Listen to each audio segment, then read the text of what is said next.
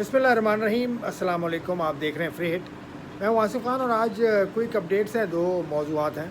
एक तो पाकिस्तान अफ़गानिस्तान पर मैं आपको रेगुलर अपडेट्स दे रहा हूं और ऑथेंटिक इन्फॉर्मेशन जो मुझे वहां से मिलती है, अफ़गानिस्तान से मिलती है, वो मैं आपको पास ऑन कर देता हूं। अब भी अफ़गानिस्तान का इशू है।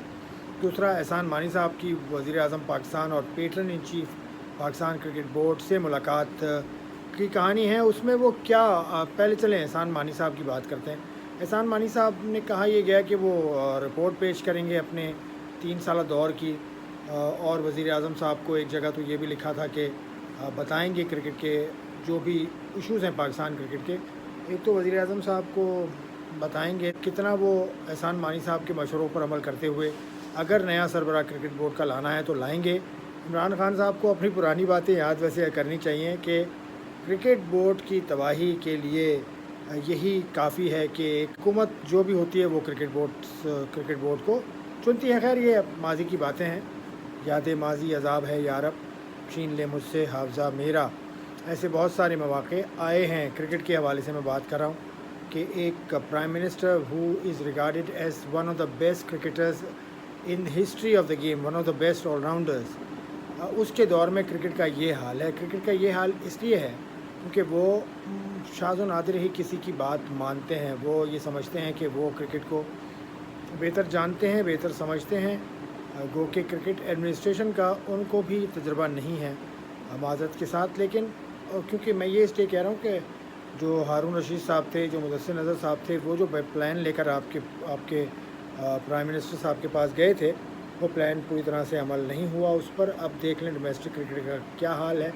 खैर, that's a separate topic, domestic cricket of Pakistan. तो अब मानी साहब क्या करेंगे? मानी साहब का दौर कोई इतना शाहाना दौर नहीं गुजरा अब, क्योंकि डोमेस्टिक क्रिकेट भी अपने पैरों पर अभी तक खड़ी नहीं हुई। 3 साल हो गए हैं। ना ही पाकिस्तान क्रिकेट बोर्ड की हायरार्की बनी है अब तक।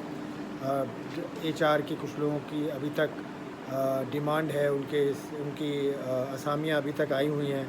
दूसरा है कि वुमेन क्रिकेट, खैर वुमेन क्रिकेट तो इतनी बड़ी चीज़ है भी नहीं पाकिस्तान क्रिकेट में, या मानी नहीं जाती। वुमेन क्रिकेट की जो हेड हैं, उनकी दरख्वास्त की जो आखिरी तारीख़ थी वो 3 जून थी जमा कराने की, और आज सितंबर, तकरीबन 3 महीने होने वाले हैं, उसका कुछ नहीं पता। मैंने पूछा था वुमेन क्रिकेट की एक सरकर्दा शख्सियत से, तो उसने ये कहा कि ये मामला आप स्पोक्स पर्सन ऑफ PCB या फिर spokes person of women cricket wing से पूछें। लेकिन ये बात तो वाज़ेह है ना कि वुमेन क्रिकेट की अभी तक तकर्रुर ही नहीं हुई।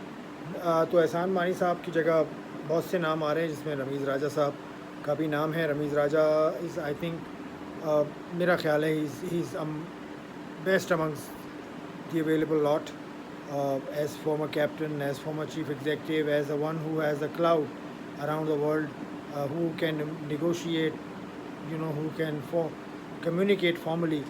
तो मेरा ख्याल है ये नाम बुरा नहीं है।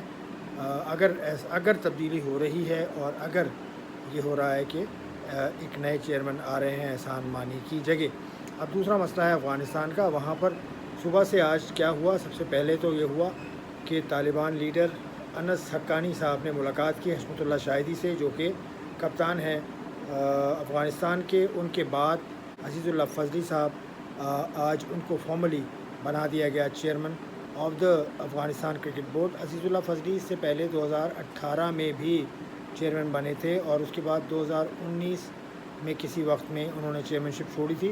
अज़ीज़ुल्लाह फ़ज़ली चेयरमैन आए थे, उनका नाम था आतिफ़ मशाल साहब। उनके रिज़ाइन करने के बाद आए थे आतिफ़ मशाल साहब। के बाद ये आए। उसके बाद वर्ल्ड कप में के दौरान यही Azizullah Fazli chairman of the Afghanistan cricket board थे।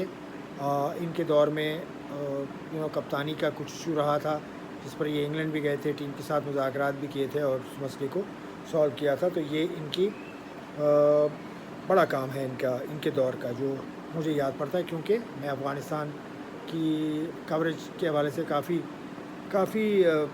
चीज़ों को देख रहा होता हूँ। मेरा शौक़ है ये जी, एसोसिएट मुल्कों पर नज़र रखना, एसोसिएट मुल्कों की कवरेज करना, एसोसिएट मुल्कों की खबरें आप तक पहुँचाना। पाकिस्तान से जो सीरीज़ होने वाली है, which was very much on, उसके बारे में बहुत सी खबरें आई, लेकिन authenticity was missing on those news.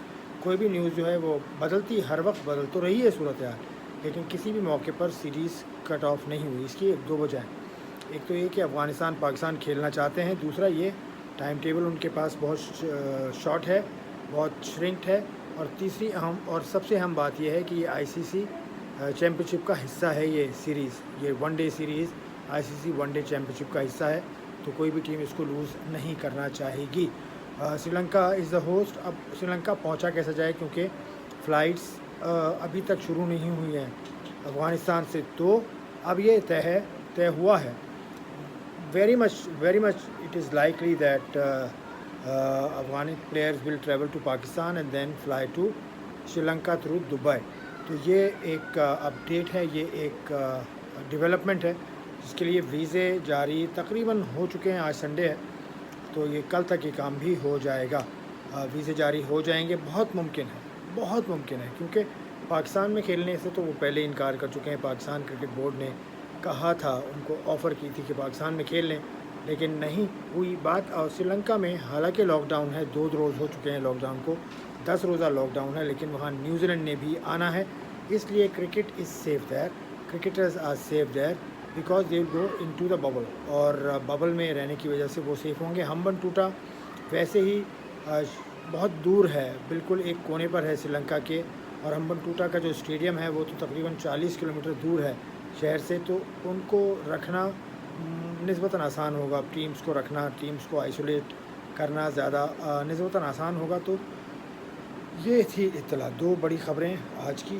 ایک احسان مانی صاحب کی ملاقات عمران خان صاحب سے جو پیٹرن ان چیف ہیں پاکستان کرکٹ بورڈ کے، اور دوسری افغانستان میں ہونے والی ڈیولپمنٹ۔ تو یہ تھی آج کی فری ہٹ کی ایپیسوڈ ایک، آپ کو یقیناً امید کرتا ہوں کہ آپ کو اچھی لگی ہوگی۔ آپ سبسکرائب بھی کر سکتے ہیں۔ خدا حافظ۔